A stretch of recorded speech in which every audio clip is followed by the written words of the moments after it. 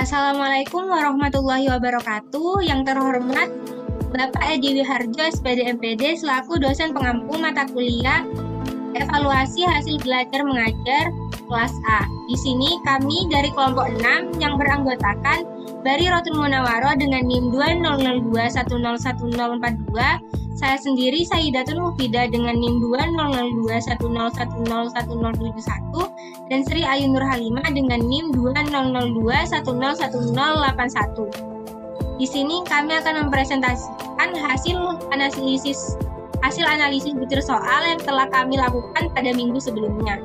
Next. Di sini pada pembahasan analisis butir soal, kami akan membahas beberapa indikator. Yang pertama, berfungsi tidaknya opsi. Yang kedua, tingkat kesukaran. Yang ketiga, daya pembeda.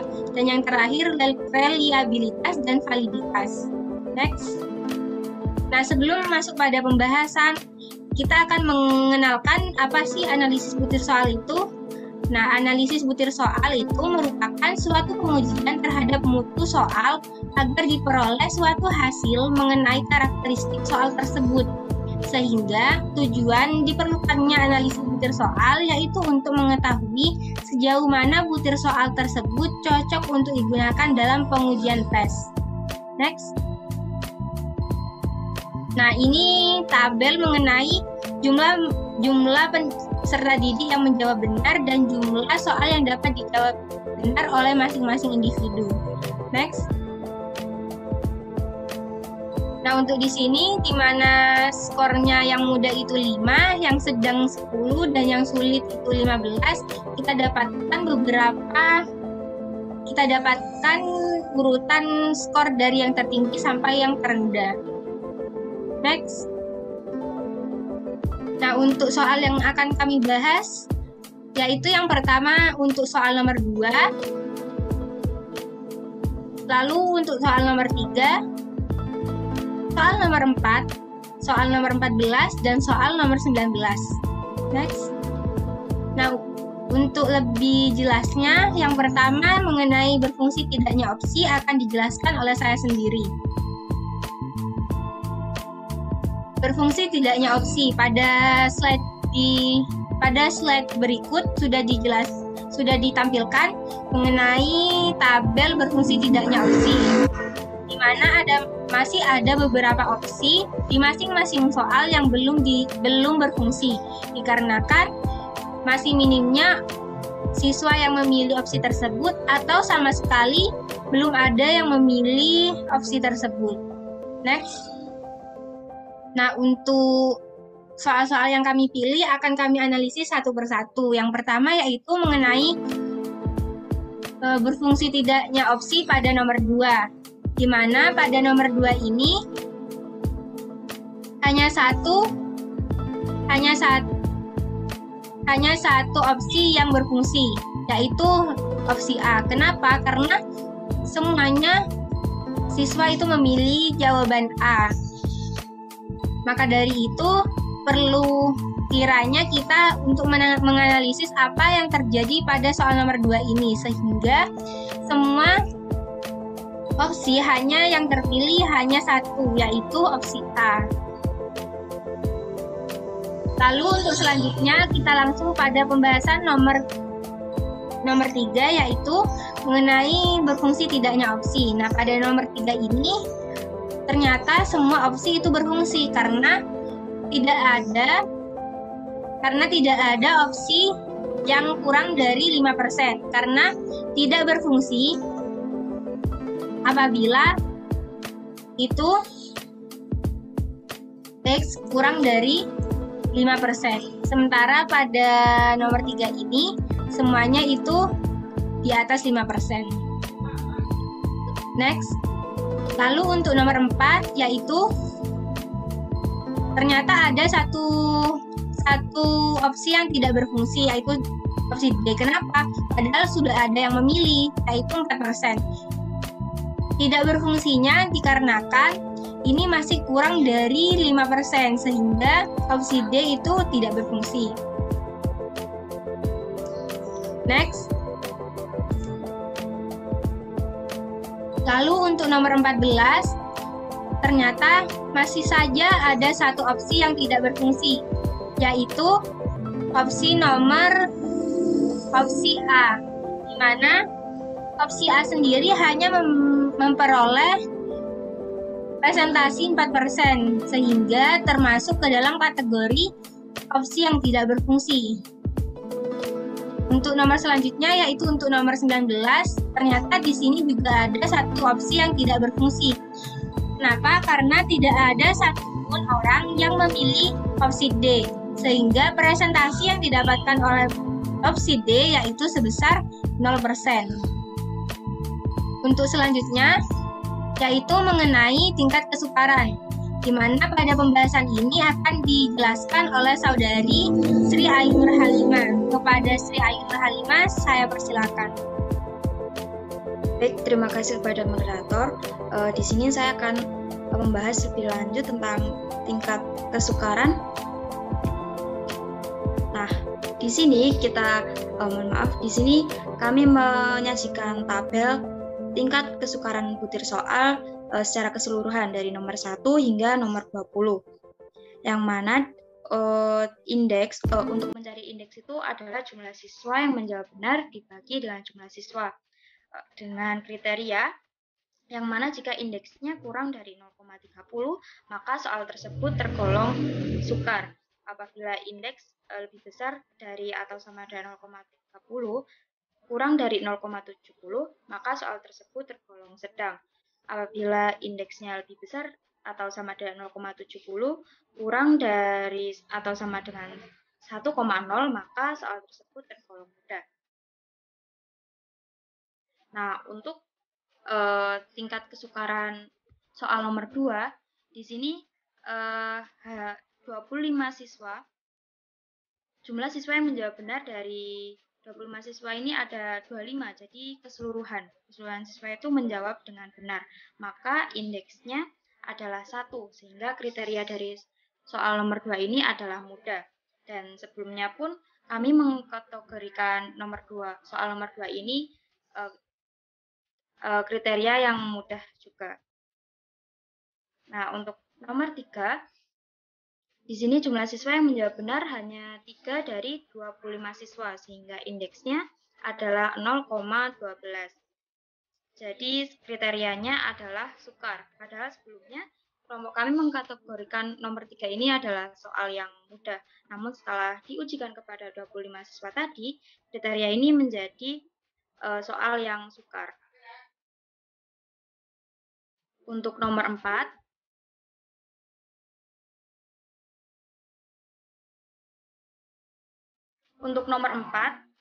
jumlah siswa yang menjawab benar adalah 7 dari 25 siswa, sehingga indeksnya adalah 0,28 dan kriterianya adalah sukar. Sedangkan sebelumnya kami mengkategorikan nomor 4 ini adalah soal yang mudah. Untuk nomor 14, di sini jumlah siswa yang menjawab benar adalah 6 dari 25 siswa, sehingga indeksnya adalah 0,24, yaitu kriterianya sedang. Dan sebelumnya kami juga mengkategorikan nomor 14 ini sebagai soal yang sedang. Untuk nomor 19, di sini ada 13 siswa yang menjawab benar dari 25 siswa, maka indeksnya adalah 0,52, sehingga kriterianya adalah sedang. Padahal sebelumnya kami mengkategorikan soal nomor 19 ini adalah soal yang sulit. Nah, untuk pembahasan selanjutnya yaitu daya pembeda. Nah, di sini ada tabel secara keseluruhan dari soal nomor 1 sampai 20, yang mana ini ada CA, CB, PA, PB, dan DP. Nah, untuk apa sih CA itu? CA itu adalah banyak siswa kelompok atas yang menjawab benar butir soal. Sedangkan CB adalah banyak siswa kelompok bawah yang menjawab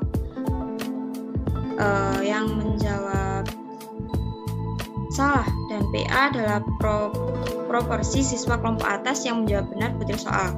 Yang mana PA adalah JA per NA dan NA adalah banyak siswa kelompok atas, dan PB merupakan proporsi siswa kelompok bawah yang menjawab benar butir soal, yang mana PB adalah JB per NB dan NB adalah banyak siswa kelompok bawah.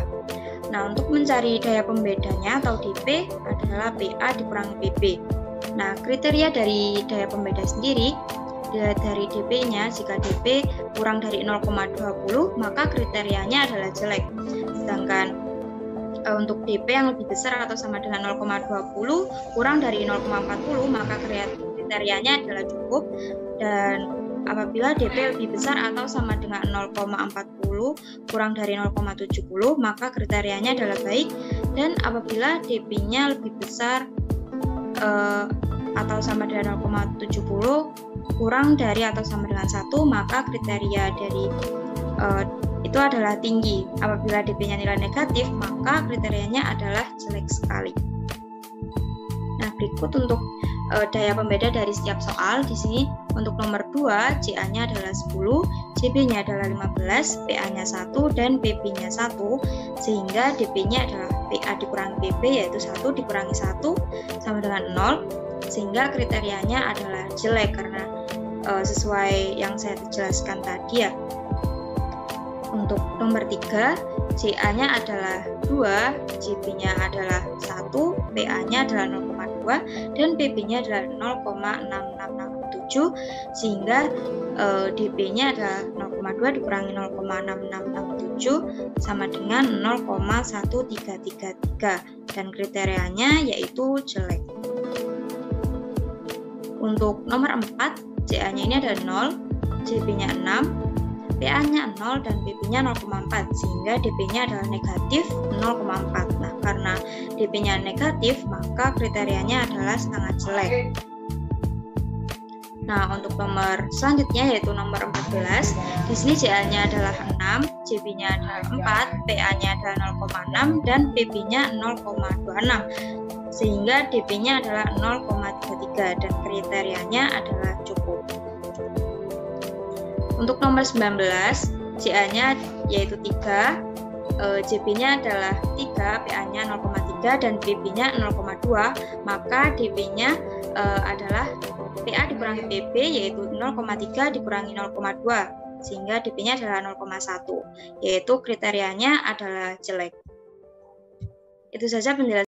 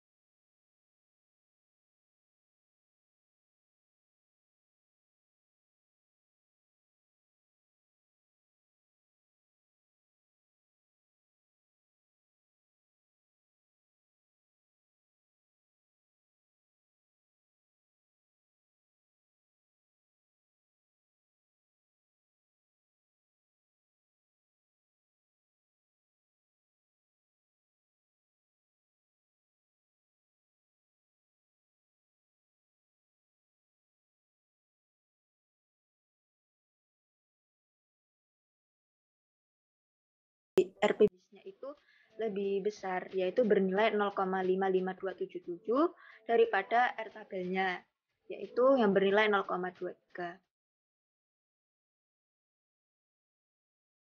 Selanjutnya soal nomor 4, mempunyai nilai RPBIS sebesar 0,327327 itu lebih besar daripada R tabelnya yang bernilai 0,23, sehingga soal nomor 4 ini mempunyai kriteria yang valid. Untuk soal nomor 14, dinilai mempunyai kriteria invalid dikarenakan RPBIS-nya lebih kecil daripada R tabelnya, di mana RPBIS-nya bernilai 0,196116, sedangkan R tabelnya bernilai 0,23. Untuk soal yang terakhir yaitu soal nomor 19, di sini memiliki kriteria yang valid dikarenakan RPBIS-nya lebih besar daripada R tabel. RPBIS-nya memiliki nilai 0,363242, sedangkan R tabelnya mempunyai nilai 0,23. Untuk selanjutnya mengenai kesimpulan-kesimpulan dari soal-soal yang sudah kami analisis. Untuk yang pertama, kesimpulan ini ditinjau dari salah satu indikator. Jadi tidak semua indikator kami simpulkan di sini. Untuk soal nomor 2, kita meninjau dari opsi berfungsi tidaknya objek jawaban.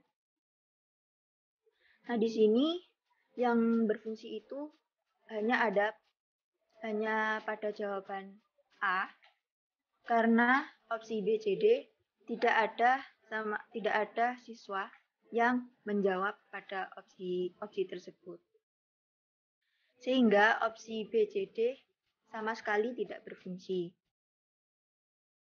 Dan kami memutuskan untuk merubah atau merevisi soal dan jawaban.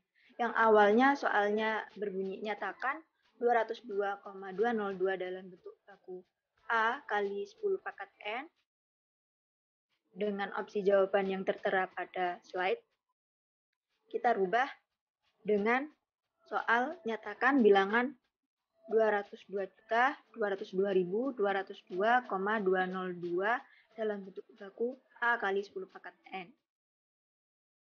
Dan kita juga merubah opsi-opsi jawaban seperti yang tertera pada slide. Untuk soal nomor 3, kita meninjau dari segi tingkat kesukaran soal. Di sini, soal termasuk soal sukar, dikarenakan hanya 3 dari 25 siswa yang menjawab dengan benar, sehingga memiliki indeks 0,12. Padahal sebelumnya kita memperkirakan soal ini bahwa soal ini termasuk ke dalam soal yang mudah. Untuk selanjutnya, masih ditinjau dari tingkat kesukaran. Pada soal nomor 4 ini juga termasuk soal yang sukar karena hanya 7 dari 25 siswa yang dapat menjawab dengan benar sehingga memiliki indeks sebesar 0,28. Yang sebelumnya soal ini merupakan soal yang mudah. Untuk yang selanjutnya soal nomor 14 kita tinjau dari tidak berfungsi atau tidaknya opsi jawaban. Mana di sini yang belum berfungsi hanyalah opsi jawaban A karena presentase dari opsi jawabannya masih kurang dari 5%. Sehingga berarti opsi jawaban A itu masih belum berfungsi. Dan kita sudah melakukan revisi untuk opsi jawaban pada nomor 14 ini, khususnya di opsi jawaban yang A, yang awalnya itu bernilai 0, kita ganti menggunakan 2/3. Dan untuk yang terakhir yaitu pada soal nomor 19, di sini kami meninjau dari indikator berfungsi tidaknya opsi. Ya, di sini yang tidak berfungsi itu hanya pada opsi jawaban yang do, di mana tidak ada satupun siswa yang menjawab opsi jawaban do. sehingga memiliki persentase sebesar 0%. Nah, pada opsi jawaban ini kami melakukan revisi yang awalnya bernilai 96 cm, kita ganti dengan 52 cm. Selanjutnya, saya kembalikan ke moderator. Baik, terima kasih Saudari Barirotul Munawwaroh. Sekian presentasi dari kami. Kurang lebihnya mohon maaf. Wassalamualaikum warahmatullahi wabarakatuh.